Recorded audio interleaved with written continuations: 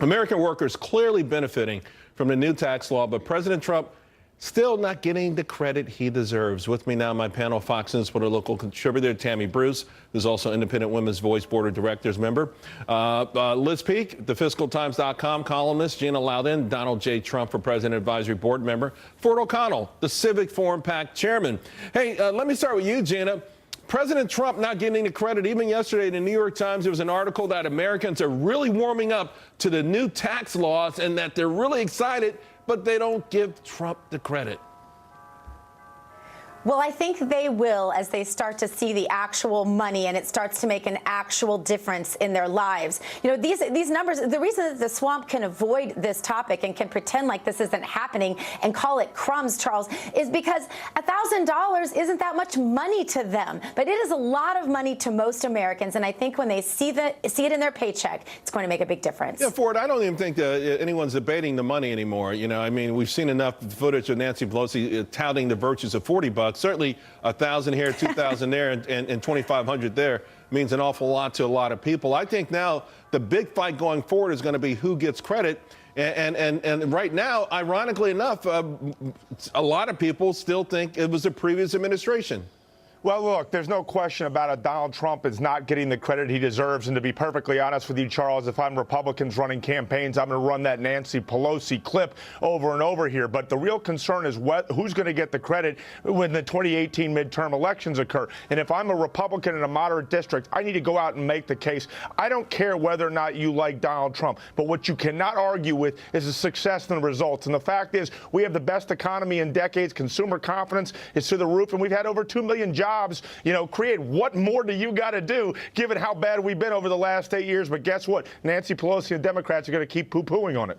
Yeah, you know, Liz, you watch markets for a long time, and just like myself, there's something unique about the market. The market goes up, but the way this market has gone up under President Trump, last year I think was the best relationship between a huge rally and less volatility. In other words, there's a certain confidence to this market we haven't seen in a long time. Yeah, I think there's a real sea change in how people feel about business, about how business managers feel about their prospects. We've seen it in all the confidence numbers.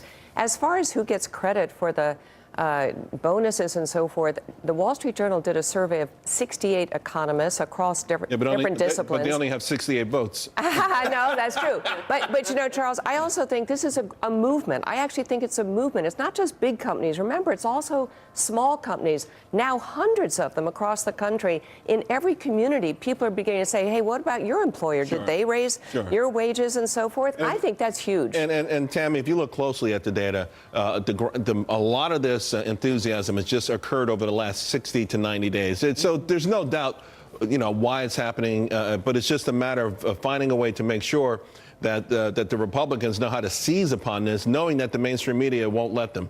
Yeah, look, part of this enthusiasm is based in the reality of, oh, this is Donald Trump. He made a promise. This is what we thought he would do. Look, he's doing it. At least, of course, during the legislative fight for the tax reform. That's why it's important for them. It's not just important politically for supporters of the president, but for this enthusiasm to continue for the right reasons. Otherwise, it could be, of course, at risk for anyone who wants to say something that's a lie or that's different. And what the president can do, he needs to realize this clearly is an election year. Rally after rally after rally. He needs to go to cities that will have to be covered, and they have big blow-ups of all the names of the companies and what they're giving out so that those events are attached to him.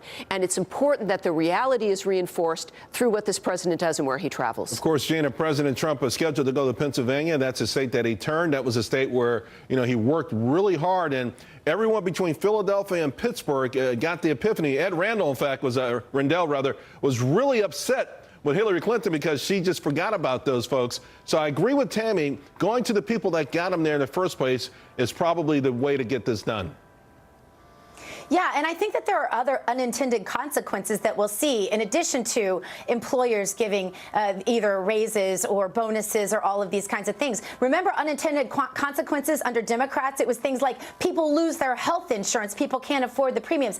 These unintended consequences, such as jobs coming back to the United States from overseas and all of these bonuses and benefits, in the long run are going to keep replicating themselves, because when you free a market economy like this, things that are good happen and continue to happen. And so I think we'll see more. Liz, I have to agree with it. I think success begats success. Absolutely. Excitement begats excitement. I'm already seeing that in the market where I've been seeing sessions where there's panic buying. Hey, the train is leaving the station. Yeah. And by the way, here's something that none of us anticipated. This is sort of a stimulus, right? If you have 2 million workers spending a $1,000 bonus or $2,000 bonus out there, nobody really saw that coming. Right. And guys, I want to shift gears, of course, because the big story right now, we've got the 48 hours potentially for a government shutdown.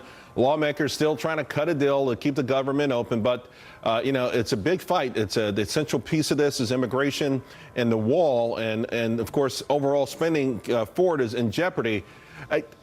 And listen, we've seen this movie so many times before that we almost yawn, though, to be quite frank with you. We think Friday, late Friday, there'll be word that they've kicked the can down the road and bought themselves another 45 days. Yet the central issues here, whether immigration, DACA, the wall, they're not going to go away. No, they're not going to go away. And look, I don't think we're going to have a shutdown because essentially I think it's going to be very hard for Democrats to basically turn down a 6-year extension on child care. But going forward, you're absolutely right. We do have to come up with a solution for DACA. The problem is I really don't think Dems want to make a deal because essentially Republicans are ready to actually give them permanent protections, but it's got to be in exchange for stronger immigration controls. And frankly, the Democrats don't want that. They want to use this as a battering ram against President Trump. The Republicans are going to have to find a way to unify and to decide what solution is they want. They're all going to have to get behind it, show they can govern and move forward. And if they get a 2-year spending extension beyond that, guess what? It's going to be a really good path going forward. You know, Gina, it's one thing for the media not to assign credit to President Trump for what's happening in the economy, but why are Republicans so afraid of the media putting a government shutdown at their foot? Let me tell you something. 18 shutdowns, 13 years, GDP was down just once. The last 3 government shutdowns saw the market up 37%, 23%, and 33%. You know, so I'm kind of personally saying, what the heck? I'm rooting for a government shutdown. Well, and most of us who just detest spending in general and wish this was about belt tightening instead wouldn't mind a government shutdown. The reality of a government shutdown is that the ramifications are usually not too extreme, and you know, one side screams and the other side complains. And generally, though, I think that the Democrats are looking like massive obstructionists right now, which is really funny after hearing them whine about that for the last 8 years. So most of us are enjoying watching Tammy, this. are they going to roll the dice here on DACA?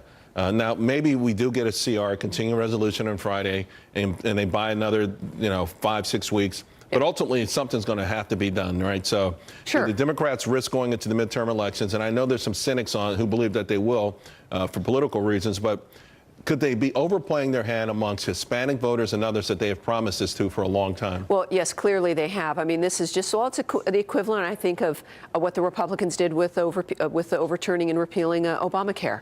There's only a certain point to where you can lie about what it is you're going to do, and then the chips are on the table. This is going to be about who blinks first. Will Donald Trump blink about funding the wall to get DACA done? I don't imagine that. The Democrats, however, have no real leadership. There's no real concerted direction, and there's so much infighting, and the DNC has effectively still admitted that. So unless they get their act together, they're going to have real problems, and unless they decide, yes, we'll fund the wall in order to get DACA, it's certainly not going to happen Friday, and I don't see it happening in the next 45 or even 90 days. I mean, obviously, the stage is set for a potential win-win, but right now it does feel like we're going to have a lose-lose list. Quickly, give me your thoughts on how it plays out. Do you think first of all, do you think the government shuts down, and do you think ultimately there's some sort of compromise? I think there will be a compromise. I think there's who gets the blame is really going to depend on whether it's the House or the Senate that's a problem. If the House, it's going to be conservatives that stop the spending bill, which would be a disaster in my view. If it's the Senate, it'll be Democrats. And I think they're going to have a very hard time explaining to Hispanics how they didn't get this done. I mean, that has been their essential problem. The problem is they don't want a Rose Garden ceremony with Donald Trump signing an immigration bill. Disaster for Democrats. All right, guys, I'll leave it right there.